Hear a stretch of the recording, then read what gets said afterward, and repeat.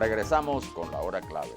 Recordamos que pueden interactuar con nosotros a través de la etiqueta numeral hora clave. Y le damos la bienvenida a nuestro invitado, doctor Carlos Golib Silva. Carlos es reconocido médico oftalmólogo. Bueno, y lo hemos invitado porque sus opiniones son muy valiosas en relación a este tema. Bienvenido. Muchísimas gracias por haber invitado acá al programa y Es poder poco, compartir Carlos, un rato. Es poco, Carlos, lo que hablamos sobre este tema, pero yo creo que se ha hecho una necesidad en este momento en el país por la incidencia de una serie de problemas que está habiendo con los pacientes del área de oftalmología. Pero hablamos poco porque la gente en general tiene como otras prioridades y resulta que hay una prioridad que se llama los ojos. ¿Cómo no? Entonces, háblame un poco sobre cómo está la situación, como decíamos nosotros al principio, cómo está viendo este país. Bueno, mira, te digo, realmente es bastante compleja porque acuérdate que el ojo es la ventana de prácticamente de todo lo que sucede en el organismo. Claro. Y es muy triste cuando tú ves y dejas de ver. Entonces, debido a esta situación social y política en que vivimos, pues que nos hemos visto afectados, ¿verdad?, por esta problemática, sobre todo por el obtener nuestras herramientas de trabajo, por una parte, y segundo, culminar nuestro examen oftalmológico, que es la parte que yo manejo, aunque no debe desligarse de la parte general, porque el ojo forma parte de un organismo. Claro. Nos vemos muchas veces con las manos atadas porque no cumplimos, no llegamos al final feliz, que es cumplir con una curación plena de la parte visual. O con una corrección. Exacto. Que es lo que uno... Entonces tenemos muchísimas patologías, ¿no? Porque podemos dividir la parte oftalmológica, la podemos dividir en patologías propias del recién nacido, ¿verdad? Cuando esa madre llega en buenas condiciones al parto y se utilizaba, pues, ya no es programado, sino que siempre se utilizaba, pues, la vía normal y la vía vaginal para tener ese parto feliz, un parto natural. La inclusión de ese niño es de pasar por ese canal vaginal, pues requiere una serie de indicaciones que tienen que ser perfectas para que el niño no adquiera enfermedades oculares. Y había el método de CREDE que nosotros cumplíamos, que todo recién nacido, el neonatólogo cuando recibía al niño, pues le hacía las indicaciones pertinentes en ese caso.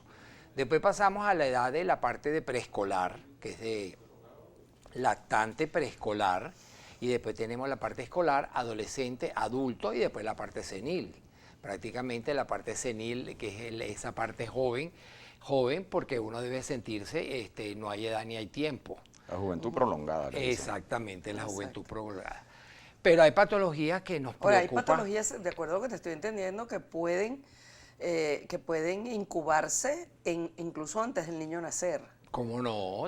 Si tú no tienes un buen control prenatal de esa madre que está embarazada, pues donde nosotros generalmente tienes enfermedades que los primeros 3 meses del embarazo son importantísimos porque ocurren patologías, por lo menos una madre que tiene toxoplasmosis, que la mayoría de los casos, una de las causas de ceguera, porque afecta el parásito intraocular, que afecta un área importante de la visión, que es el área macular, pues el niño puede nacer prácticamente es un niño ciego.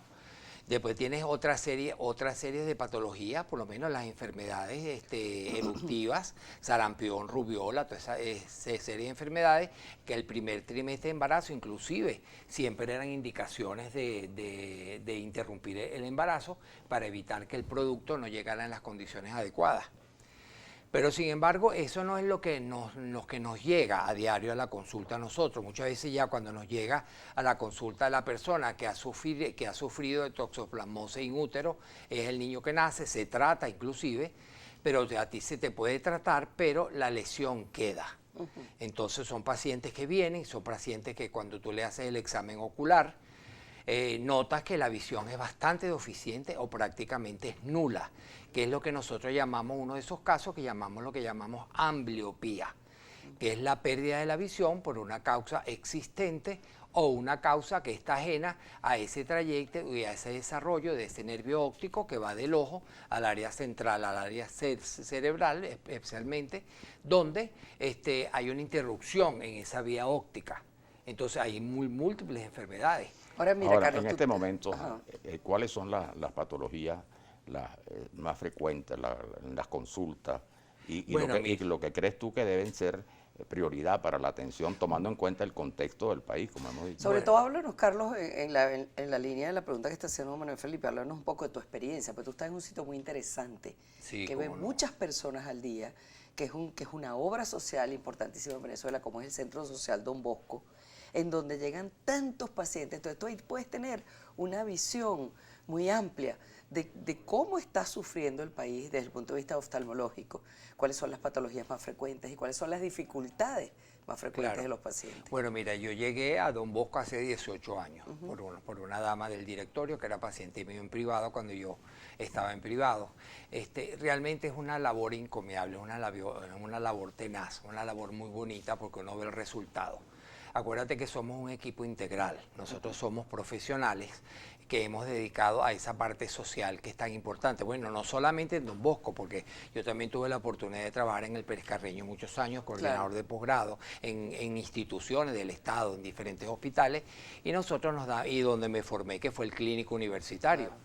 Pero ahora prácticamente estás dedicado pero ahora al Don estoy Bosco. dedicado a Don Bosco, es una labor bastante bonita, feliz. Nosotros nos sentimos orgullosos de poder atender a esa gente, esa población tan necesitada, que vemos que día a día pues acuden a nosotros desesperados porque no hayan dónde ir. Bueno, al punto que has dejado tu consulta privada, te has dedicado totalmente a esta gente. Entonces, la patología es una patología muy, muy florida. Tenemos que comenzar a hablar dentro de las patologías oculares que más se presentan son la conjuntivitis por la falta de aseo. Ajá. No hay agua, ¿entiendes? Entonces, en los diferentes sitios del cordón, que ya tú sabes, de la parte humana y de la poblacional, entonces nosotros empezamos con las diferentes variedades de conjuntivitis. Conjuntivitis que pueden ser conjuntivitis de tipo bacteriana, que es la más frecuente, o virales, que se puede infectar secundariamente. También tenemos patologías tipo herpéticas, están apareciendo muchos herpes, sobre todo el herpes simple, el herpes zóster, aunque el herpes zóster es una variante que se presenta en aquellos casos cuando la parte inmunológica está deprimida. Entonces puede aparecer el herpes zóster. También tenemos patología ya en segunda parte, que es los vicios refractivos de cualquier edad. Tenemos esos niños que los envían de la escuela porque son el niño. Acuérdate que tenemos 3 patologías que son el miope, que es aquel que no ve bien de lejos, el hipermétrope, que no ve bien ni de cerca ni de lejos, y su problema es la atenopia acomodativa. ¿Por qué? Porque él es el niño que le huye a la lectura, es el niño que le huye a trabajar, no es el trabajo de campo, claro, que le huye el miope que no ve bien una pelota, pues no, el trabajo de campo pues le molesta. Y las dos partes que van conjuntamente ligadas con el astigmatismo, que son alteraciones de los medios de la curvatura. Eso por un lado, que lleva a la necesidad de lentes. El problema se nos presenta cuando nosotros tenemos que indicar esos lentes. Claro. Ahora, también hay un tema, ¿no?, que no es propio de Venezuela, sino que se habla mucho, que es el abuso de las nuevas tecnologías, también el efecto que tienen en la visión. Bueno, tú sabes que si nosotros nos hemos mantenido siempre, a pesar de todo, siempre nos hemos mantenido al margen de la parte tecnológica, la parte globalizada. Nosotros siempre estamos en comunicación con diferentes sitios, inclusive diferentes sitios de hospitales en el exterior, donde manejamos pues información y donde sabemos los tratamientos al día y qué podemos hacer nosotros, ¿verdad? Lo mínimo necesario para devolverle cierta salud a esas patologías. Sí, pero yo creo que la pregunta de Manuel iba más dirigida, ¿cómo afecta, por ejemplo, la computadora, el celular, ese contacto yo creí con que era a los equipos que eso utilizamos. También es una inquietud que tenemos. Bueno, mira, se pensó de mucho tiempo, claro, mira, si el uso inadecuado de la computadora, si tú tienes por lo menos 8 o 10 horas que tú te introduces en ese medio y ese medio te absorbe y tú ni siquiera parpadeas, pues nosotros estamos hablando aquí en una conversación y nosotros, aunque tú no lo creas, estamos parpadeando y ese parpadeo normal nos permite 1, 2, 3, nos permite pues lubricar la parte importante ojo, claro, del segmento anterior del ojo. Cuando tú estás mucho tiempo pegado a una computadora o pegado a un teléfono, acuérdate que hoy en día, de acuerdo a los tecnicismos, pues muchas veces el teléfono es más importante que la persona. Entonces eso hay que modificar modificarlo, hay que cambiarlo, porque hay que darle un mejor administrarlo, uso como a dicen. exactamente, a esas herramientas, hay que darle un buen uso, pues para que no afecte. Ahora, que directamente pueda agravar un problema, no.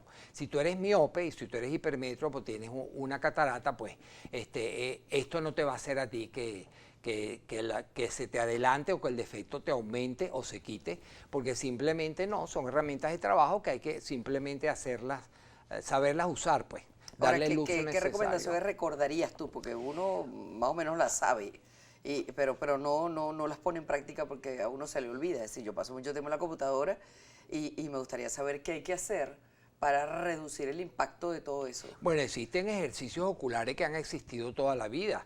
Son aquellos descansos que tú haces, tú estás trabajando media hora, 45, un minuto, tú debes de levantarte de ese asiento y tratar de ir hacia un sitio donde puedas ver, tener una visión lejana, ¿verdad? Si tienes un panorama que puedas ver a tu alrededor, unos 5, 10, 15 minutos, y luego volverte a sentar. Una buena iluminación. La iluminación tiene que venir de atrás hacia adelante para que pueda enfocar y no te dé destellos a nivel del sitio que estás trabajando. También una buena silla, porque no solamente una buena silla te va a afectar los problemas que puedes dar en un momento dado, sino que tienes problemas de columna.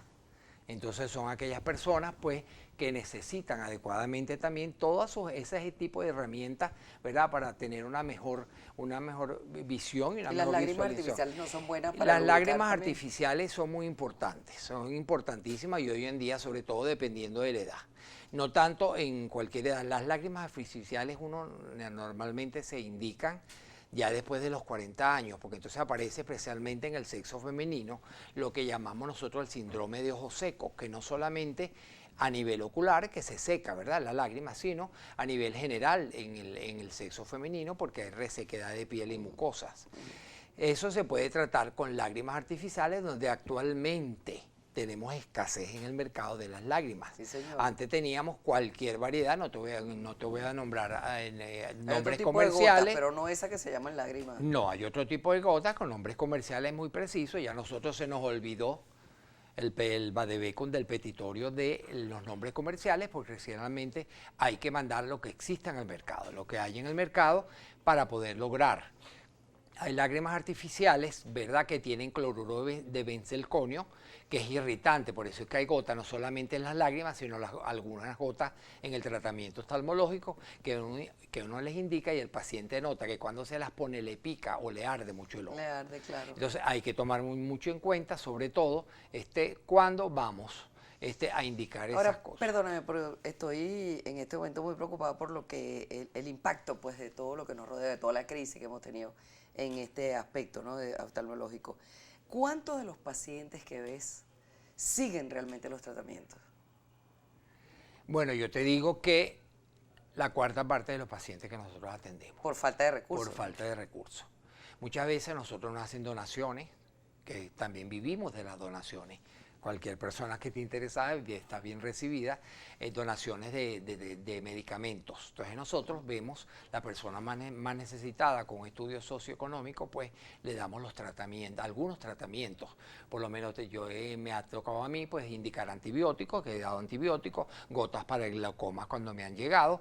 Porque acuérdate que el manejo del glaucoma es muy intrínseco y tan importante, porque antes se pensaba que glaucoma era igual a ceguera, que glaucoma y la tensión ocular era igual a presión ocular y presión intraocular y presión arterial.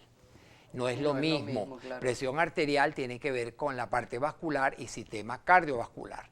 Y la presión ocular es una presión que es un líquido que se produce en el ojo, en un sitio que se llama malla trabecular, donde ese líquido, la misma cantidad de ese líquido que se produce, debe ser drenada.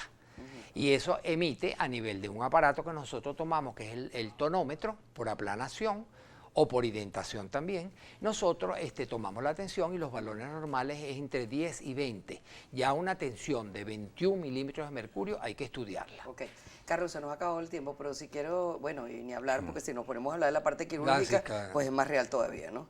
Ahora, bueno, pero tú estás en el Centro Social Don Bosco en Altamira, Yo estoy en donde está Altamira, el templo, sí. donde está la Sí, iglesia señor. Don Bosco. Así que ahí pueden conseguir a Carlos Golic. Carlos, muchas gracias, Bueno, Muchísimas muchas gracias gracias por a estar con ustedes por- nosotros. Vamos a la pausa y regresamos.